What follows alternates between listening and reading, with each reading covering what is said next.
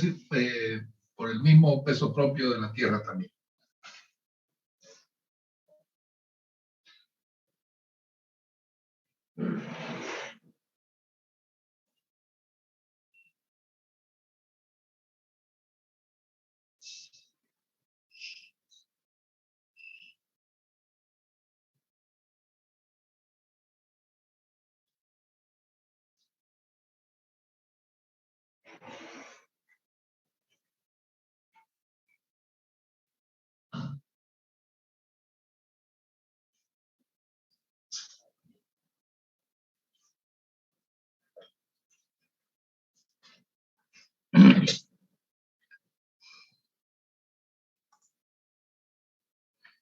Bien,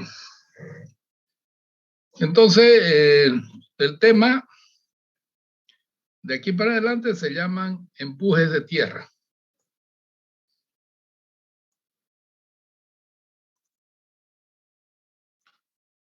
Bien,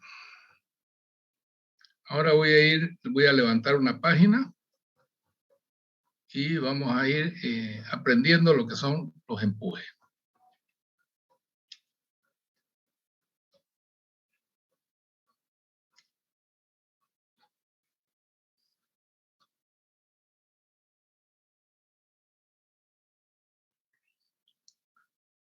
Bueno.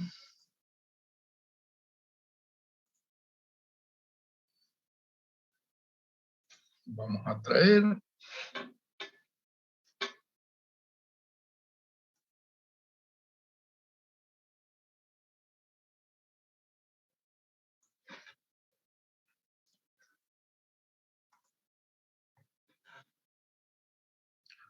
Pucha vida.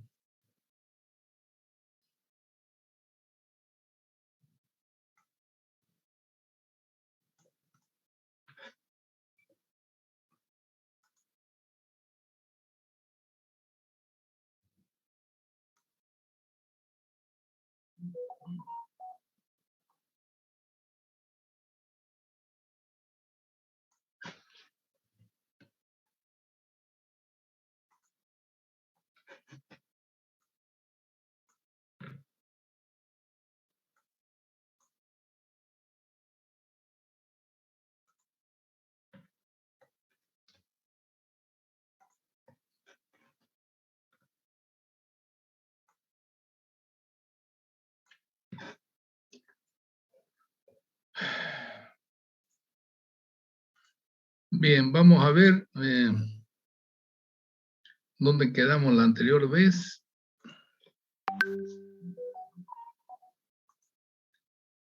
No, era no. La cuestión de los suelos 2.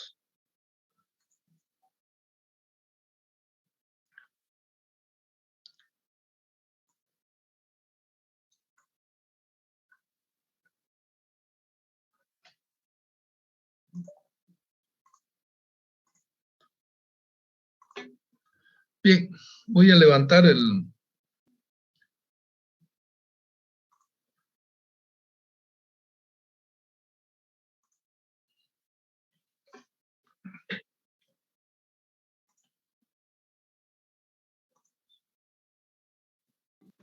Gracias, ingeniero, voy a disculpar. No, no hay de qué. Les indico a los que recién han ingresado que se va a cortar esto y vamos a volver a ingresar, ¿ya? Bien. ¿Están viendo la página? Sí. Bien, bueno.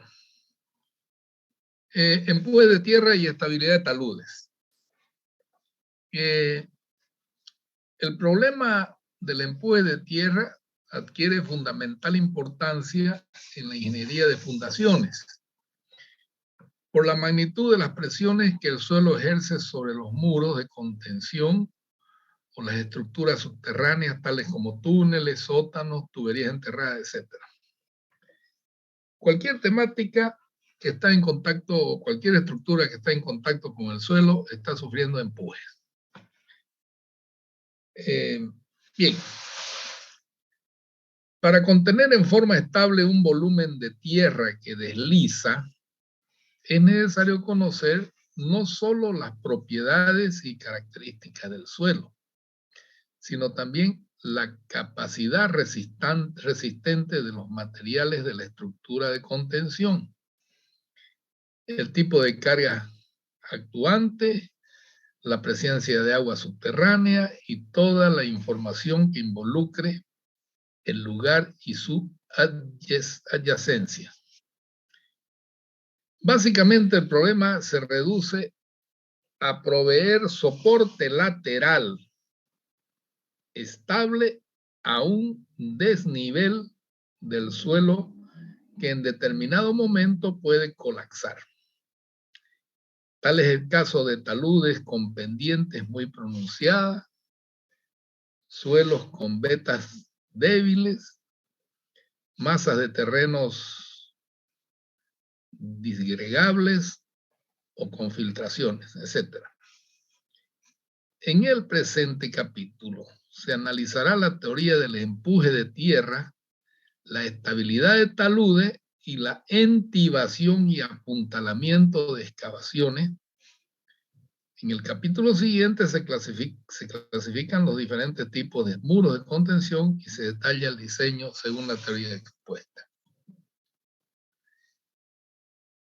El problema, básicamente el problema se reduce a proveer soporte lateral estable a un desnivel del suelo que en un determinado momento puede colapsar.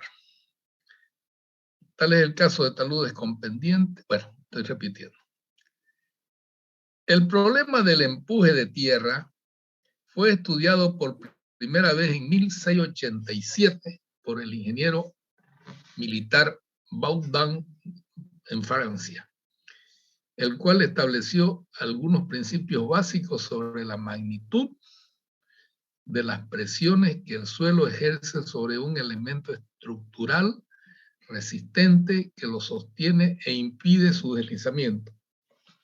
Años más tarde, en 1773, el científico francés Coulomb publicó su teoría del empuje de tierra y el mecanismo de falla de una masa de suelo, con acertados criterios cuya validez se mantiene hasta el presente.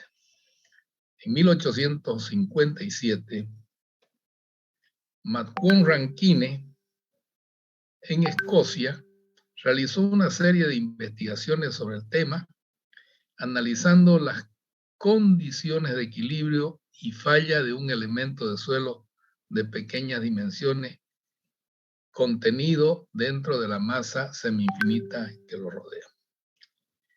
Más recientemente se han desarrollado nuevas teorías tales como la de Carter-Sagi, Ralph Peck y Bridge Hansen, referida al comportamiento de diferentes tipos de suelo, a los movimientos que sufren los muros bajo las presiones impuestas y al efecto de la fricción que se origina entre el muro y el suelo en la magnitud de los empujes producidos.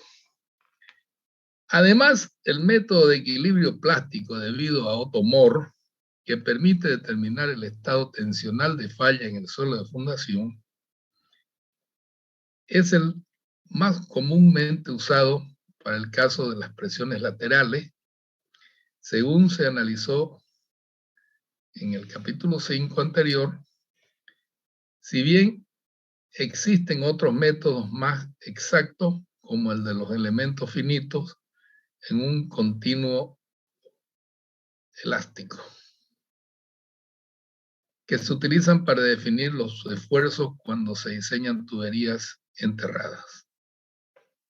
En el presente capítulo se analizará el problema del empuje de tierras aplicando los criterios de Mohr, los cuales, sin embargo, presentan la limitación de que el estado tensional en el suelo resulta indeterminado hasta que se alcanza el valor definido por la envolvente de falla.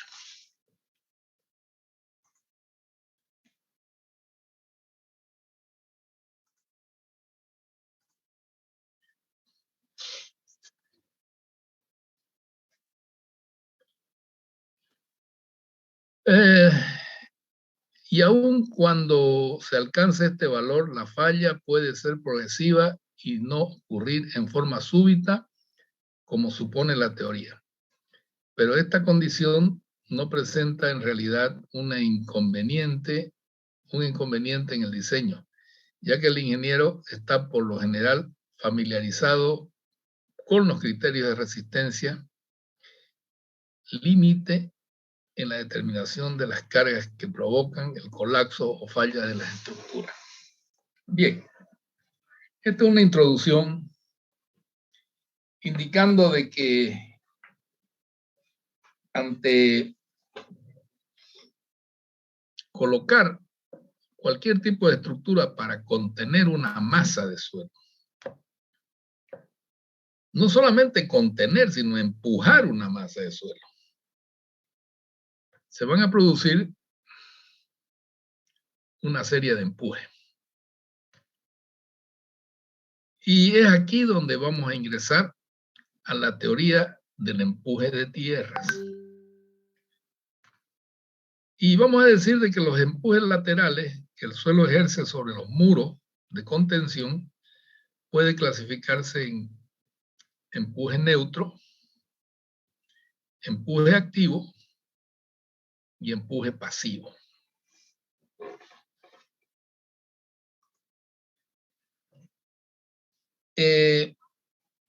Estas tres clases de empuje son los que nosotros vamos a estudiar. ¿Ya? El tema de las definiciones son un poquito conflictivas por el hecho de que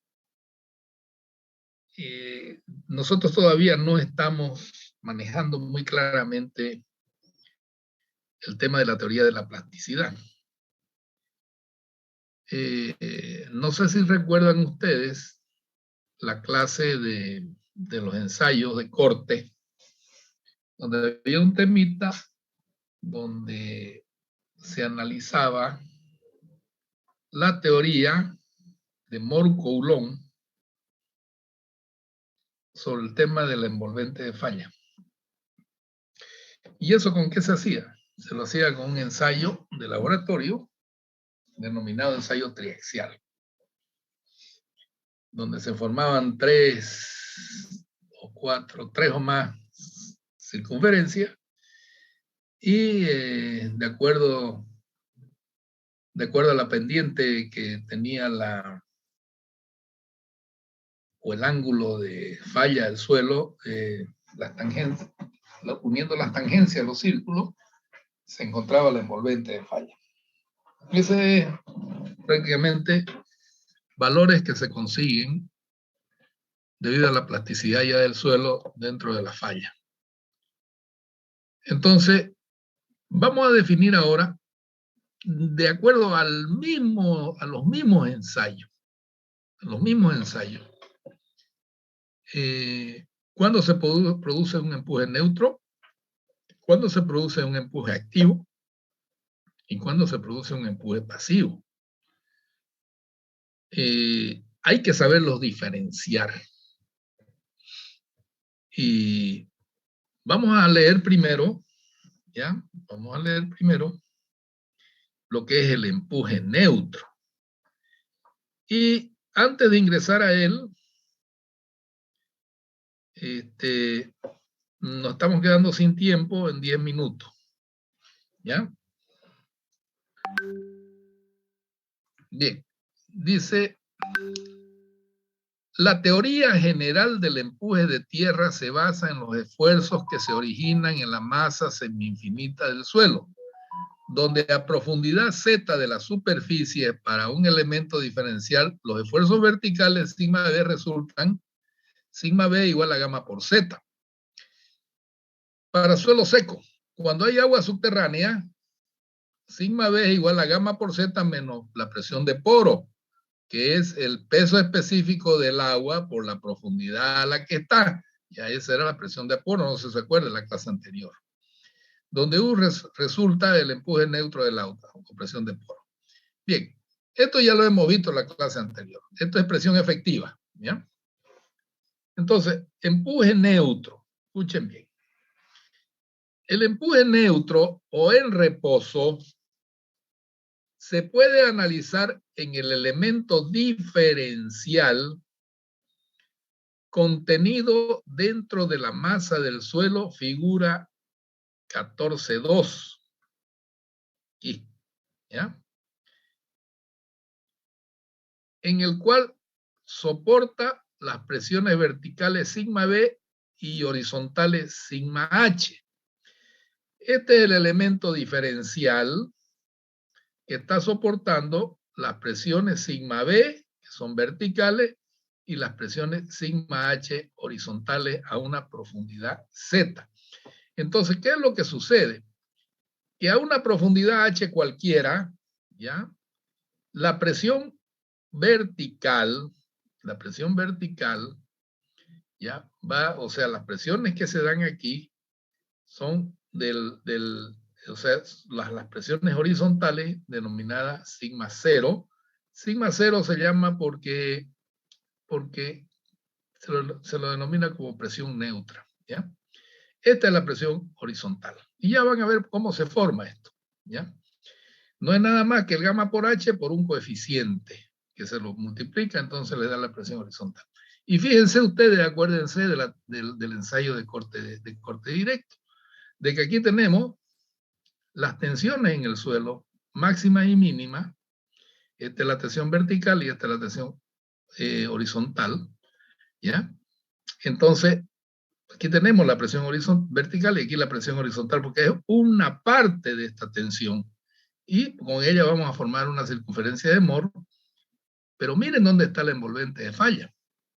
Quiere decir de que aquí la envolvente de falla está muy por arriba del círculo de Mohr. O sea, la circunferencia de Mohr ni siquiera llega a tocarla. ¿Qué quiere decir? De que el empuje neutro es un empuje tal donde no se llega a la rotura del suelo, ¿ya? Y por lo tanto, si no se llega a la rotura del suelo, quiere decir de que los muros de contención con lo que están formados, con lo que están sosteniendo el empuje, son extremadamente rígidos, que el suelo no los puede mover, es decir, el suelo queda estático, no hay deformación, no se llega a la rotura, ¿ya? Sigamos leyendo. Los esfuerzos verticales se obtienen de las ecuaciones 14.1, esta de acá, y 14.2. Según el caso, y comprimen el elemento deformándolo según el eje vertical. Pero lateralmente el suelo no se puede expandir porque se lo impide la masa del terreno circundante sujeta a las mismas condiciones de carga. Esta situación es similar al caso en el que el suelo apoya sobre un muro inmóvil, sin fricción y se mantenga en equilibrio elástico, con esfuerzos horizontales sigma H igual a sigma cero, que se obtienen en función de la relación esfuerzo-deformación y del coeficiente de Poisson mío. Es decir, que sigma H, o sea, la presión horizontal, es igual a sigma cero, igual a la presión vertical por el coeficiente de Poisson dividido entre 1 menos el coeficiente de Poisson. Este sigma B no es nada más que gamma por Z. Y este mío, el coeficiente de Poisson. Designando por K0 el valor de mu sobre 1 menos mu. O sea, la relación del coeficiente de Poisson. Y el coeficiente de empuje de tierras en reposo, la ecuación 14.3, se convierte para suelo seco en gamma por Z por K0. Y acá K0 es el coeficiente de empuje neutro. Donde sigma 0 representa el empuje neutro de tierra sobre el muro. En suelo saturado, sigma 0 es gamma por Z menos mu por K0 más mu. La resultante es sub 0 es la fuerza debida al empuje neutro por unidad de longitud del muro de altura h para suelo seco es 0, K0 por gamma h al cuadrado por 2. Es decir, esto sale de acá, ¿no? Es 0 no es nada más que el área del triángulo, ¿ya? Es sigma 0 por h sobre 2, ¿ya? Ese es el K0 igual a E sub 0 es a este valor de sigma 0. ¿Cuánto vale sigma 0? Sigma 0 vale K0 por gamma por h. ¿Ya? Esto es gamma por h. K0 gamma por h el h cuadrado de acá y dividido entre 2 porque es triángulo. ¿Ya? O sea, ese es el empuje vertical. Pero el empuje neutro no es nada más que el empuje que produce el suelo sobre un muro muy rígido, así que no lo puede mover, es decir, está en estado elástico. ¿Ya? Y aquí hay algunos valores de K0 que se deben utilizar para arenas densas, 0,4 a 0,45, para arena suelta entre 0,45 a 0,5, para arcilla firme 0,8 y para arcilla blanda 1. ¿Por qué para arena suelta es más grande los valores de K0? Porque la arena empuja más fuerte cuando está suelta que cuando está densa, cuando está compacta. O sea, cuando está compacta va a comprimir para abajo, pero para los costados no. Y entonces ahí tenemos de que para calcular el empuje neutro, o sea, el sigma 0, ¿no? La presión neutra, me lo he dicho, sigma 0 es gamma por Z por K0 y K0 lo obtienen de esta tablita de aquí. Sí, es sencillo. Pero, ¿qué significa eso? De que la envolvente de falla está por debajo, la circunferencia de Moore está por debajo de la envolvente de falla. Es decir, que esto está en un total equilibrio. Bien. ¿Alguna pregunta sobre este tema?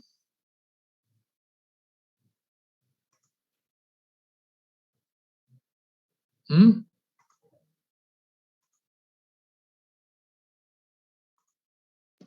No, ingeniero, está bien, gracias.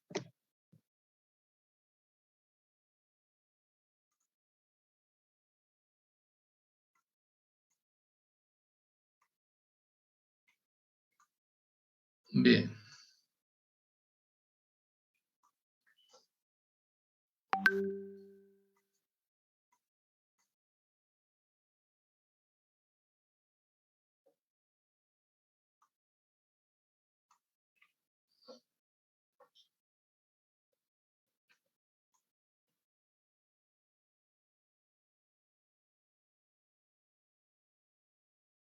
Ingeniero, una pregunta. Con respecto a lo que ahí habla, lo que es el empuje activo, ¿cuáles serían en este caso si se hace un edificio una construcción de 4 plantas? ¿Y cómo llegaría a afectar eso a una construcción que